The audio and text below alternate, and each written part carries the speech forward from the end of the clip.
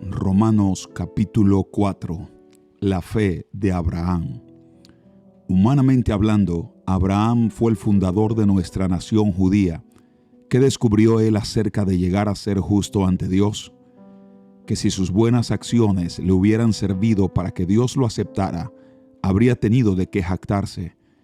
Pero esa no era la forma de actuar de Dios, pues las Escrituras nos dicen: Abraham le creyó a Dios, y Dios lo consideró justo debido a su fe.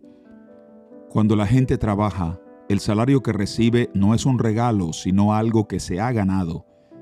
Pero la gente no es considerada justa por sus acciones, sino por su fe en Dios, quien perdona a los pecadores.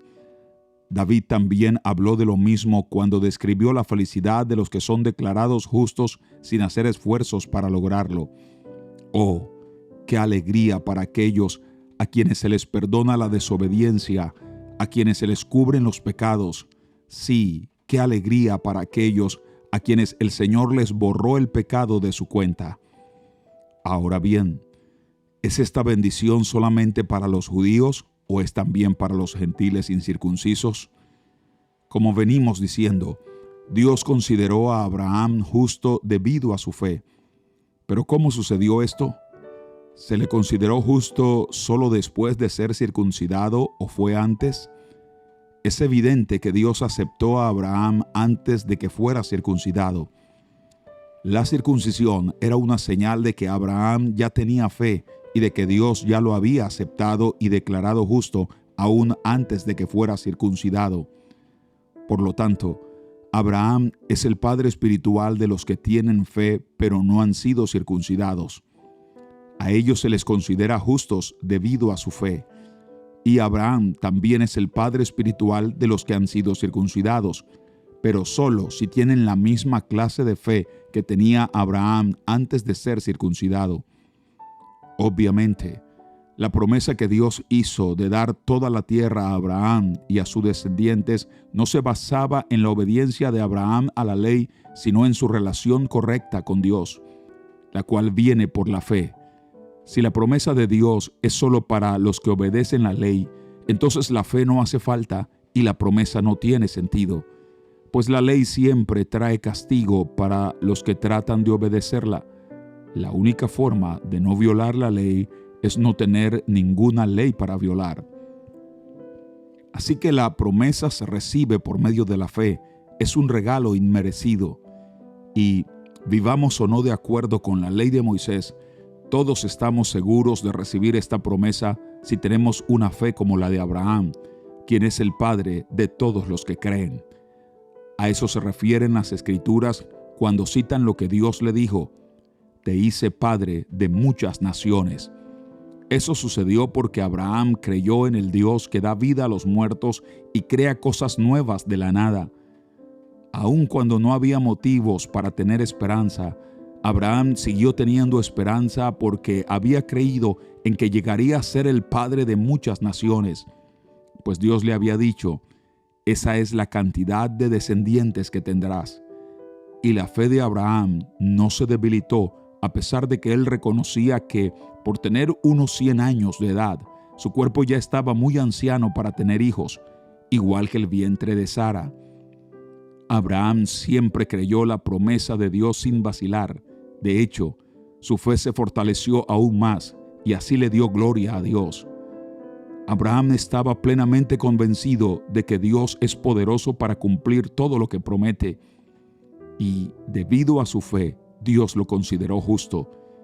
Y el hecho de que Dios lo considerara justo no fue solo para beneficio de Abraham, sino que quedó escrito también para nuestro beneficio, porque nos asegura que Dios nos considerará justos a nosotros también si creemos en Él, quien levantó de los muertos a Jesús nuestro Señor. Él fue entregado a la muerte por causa de nuestros pecados y resucitado para hacernos justos a los ojos de Dios. Capítulo 5. La fe produce alegría.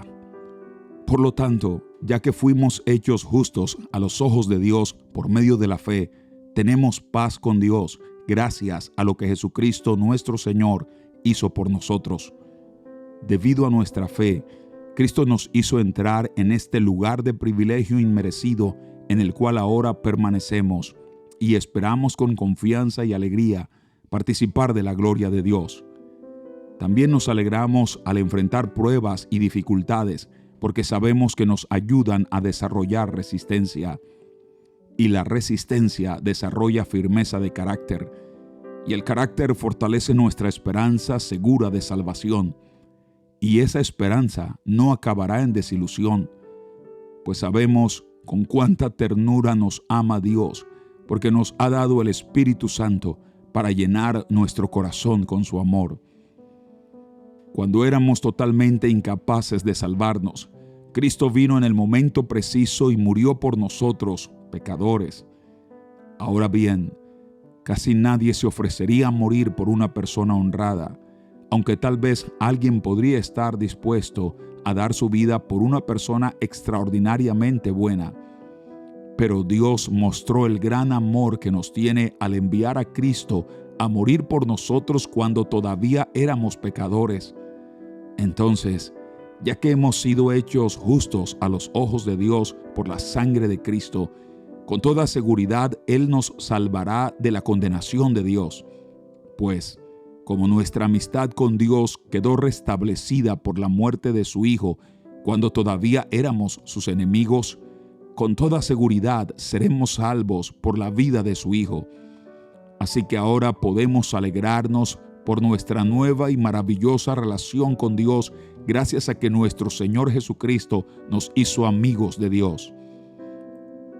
Comparación entre Adán y Cristo. Cuando Adán pecó, el pecado entró en el mundo. El pecado de Adán introdujo la muerte, de modo que la muerte se extendió a todos, porque todos pecaron. Es cierto, la gente ya pecaba aún antes de que se entregara la ley, pero no se le tomaba en cuenta como pecado porque todavía no existía ninguna ley para violar. Sin embargo, desde los tiempos de Adán hasta los de Moisés, todos murieron, incluso los que no desobedecieron un mandamiento explícito de Dios como lo hizo Adán. Ahora bien, Adán es un símbolo, una representación de Cristo, quien aún tenía que venir. Pero hay una gran diferencia entre el pecado de Adán y el regalo del favor inmerecido de Dios. Pues el pecado de un solo hombre, Adán, trajo muerte a muchos. Pero aún más grande es la gracia maravillosa de Dios y el regalo de su perdón para muchos por medio de otro hombre, Jesucristo. Y el resultado del regalo del favor inmerecido de Dios es muy diferente de la consecuencia del pecado de ese primer hombre. Pues el pecado de Adán llevó a la condenación, pero el regalo de Dios nos lleva a ser hechos justos a los ojos de Dios, a pesar de que somos culpables de muchos pecados. Pues el pecado de un solo hombre, Adán, hizo que la muerte reinara sobre muchos. Pero aún más grande es la gracia maravillosa de Dios y el regalo de su justicia, porque todos los que lo reciben vivirán en victoria sobre el pecado y la muerte por medio de un solo hombre, Jesucristo. Así es, un solo pecado de Adán trae condenación para todos, pero un solo acto de justicia de Cristo trae una relación correcta con Dios y vida nueva para todos. Por uno solo que desobedeció a Dios, muchos pasaron a ser pecadores, pero por uno solo que obedeció a Dios, muchos serán declarados justos. La ley de Dios fue entregada para que toda la gente se diera cuenta de la magnitud de su pecado, pero mientras más pecaba la gente, más abundaba la gracia maravillosa de Dios. Entonces, así como el pecado reinó sobre todos y los llevó a la muerte, ahora reina en cambio la gracia maravillosa de Dios, la cual nos pone en la relación correcta con Él y nos da como resultado la vida eterna por medio de Jesucristo, nuestro Señor. Capítulo 6.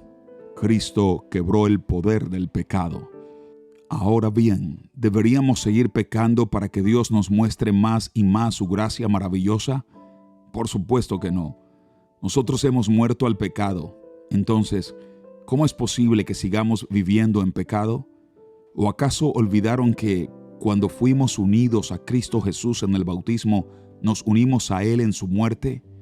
Pues hemos muerto y fuimos sepultados con Cristo mediante el bautismo, y tal como Cristo fue levantado de los muertos por el poder glorioso del Padre, ahora nosotros también podemos vivir una vida nueva. Dado que fuimos unidos a Él en su muerte, también seremos resucitados como Él. Sabemos que nuestro antiguo ser pecaminoso fue crucificado con Cristo para que el pecado perdiera su poder en nuestra vida.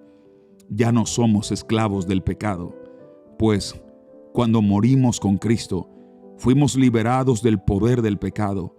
Y dado que morimos con Cristo, sabemos que también viviremos con Él. Estamos seguros de eso, porque Cristo fue levantado de los muertos y nunca más volverá a morir. La muerte ya no tiene ningún poder sobre Él. Cuando Él murió, murió una sola vez, a fin de quebrar el poder del pecado. Pero ahora que Él vive para la gloria de Dios. Así también ustedes deberían considerarse muertos al poder del pecado y vivos para Dios por medio de Cristo Jesús. No permitan que el pecado controle la manera en que viven. No caigan ante los deseos pecaminosos. No dejen que ninguna parte de su cuerpo se convierta en un instrumento del mal para servir al pecado. En cambio, entréguense completamente a Dios, porque antes estaban muertos, pero ahora tienen una vida nueva. Así que usen todo su cuerpo como un instrumento para hacer lo que es correcto para la gloria de Dios. El pecado ya no es más su amo, porque ustedes ya no viven bajo las exigencias de la ley. En cambio, viven en la libertad de la gracia de Dios. Ahora bien, ¿eso significa que podemos seguir pecando porque la gracia de Dios nos ha liberado de la ley? Claro que no. ¿No se dan cuenta de que uno se convierte en esclavo de todo lo que decide obedecer? Uno puede ser esclavo del pecado, lo cual lleva a la muerte, o puede decidir obedecer a Dios, lo cual lleva a una vida recta. Antes ustedes eran esclavos del pecado, pero gracias a Dios, ahora obedecen de todo corazón la enseñanza que les hemos dado. Ahora son libres de la esclavitud del pecado y se han hecho esclavos de la vida recta. Uso la ilustración de la esclavitud para ayudarlos a entender todo esto, porque la naturaleza humana de ustedes es débil. En el pasado se dejaron esclavizar por la impureza y el desenfreno, lo cual los hundió aún más en el pecado. Ahora deben entregarse como esclavos a la vida recta para llegar a ser santos. Cuando eran esclavos del pecado, estaban libres de la obligación de hacer lo correcto. ¿Y cuál fue la consecuencia? Que ahora están avergonzados de las cosas que solían hacer, cosas que terminan en la condenación eterna. Pero ahora quedaron libres del poder del pecado y se han hecho esclavos de Dios. Ahora hacen las cosas que llevan a la santidad y que dan como resultado la vida eterna, pues la paga que deja el pecado es la muerte. Pero el regalo que Dios da es la vida eterna por medio de Cristo Jesús, nuestro Señor.